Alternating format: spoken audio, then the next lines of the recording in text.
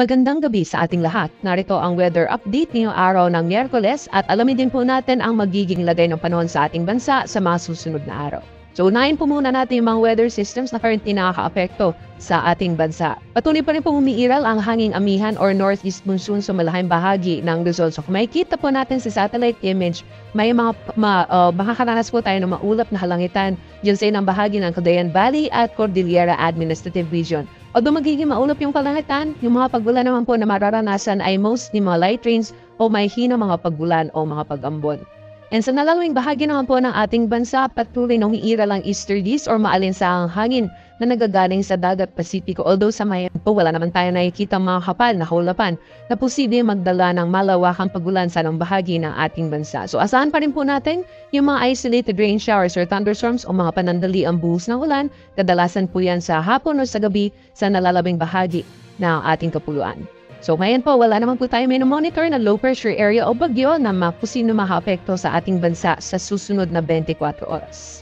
So magiging lagay naman po ng panahon dito sa Luzon bukas, magpapatuloy pa rin yung mainit at maalinsahang panahon sa malahing bahagi ng Luzon area. So mostly mga isolated rain showers or thunderstorms pa rin mararanasan kadalasan sa hapon or sa gabi.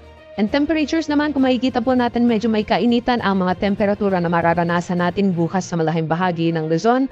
Maximum temperatures sa Lawag, Tugigaraw, pati na rin sa Metro Manila, Legazpi, Puerto Princesa at Atalayaan Islands, posibleng umabot ng 33 degrees Celsius.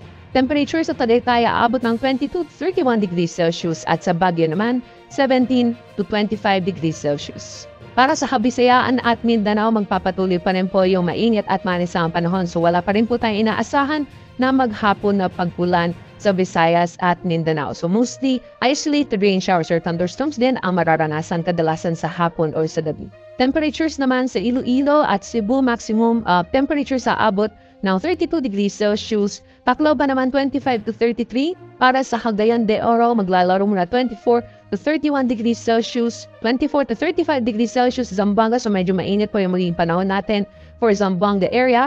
At sa Davao naman maglalaro mula 25 to 34 degrees Celsius. Sa kalagayan naman po ng ating karagatan, wala pa rin po tayo nakataas na gale warnings sa anumang baybayin ng ating bansa. Although iba yung pag-iingat pa rin po sa mga planong pumalaot ng Northern Luzon dahil inaasahan pa rin po yung katamtaman hanggang sa maalon na karagatan. For the rest of the country naman po, banayan hanggang sa katamtaman ng mga pag-alon ang ating mararanasan. And alaman naman po natin magiging lagay ng panahon sa darating na weekends mga piling syudad sa ating bansa. Kung makikita po natin, Metro Manila, Baguio City, Legazpi City, Metro Cebu at Metro Davao. For Friday until Saturday, magpapatuloy pa rin po yung maaliwalas na panahon. Pagdating naman po ng Sunday, medyo may mga pagbulan po tayo dulot na epekto ng hanging amihan for Baguio City.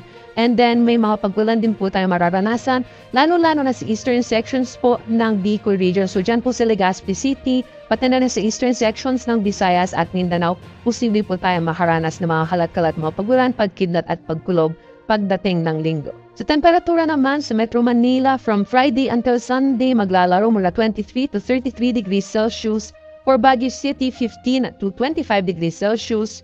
23 to 33 degrees Celsius for Metro Cebu, 25 to 30 degrees Celsius. Sa Legazpi City rather at Metro Cebu, 25 to 30 degrees Celsius. And for Metro Davao naman, 25 to 34 degrees Celsius.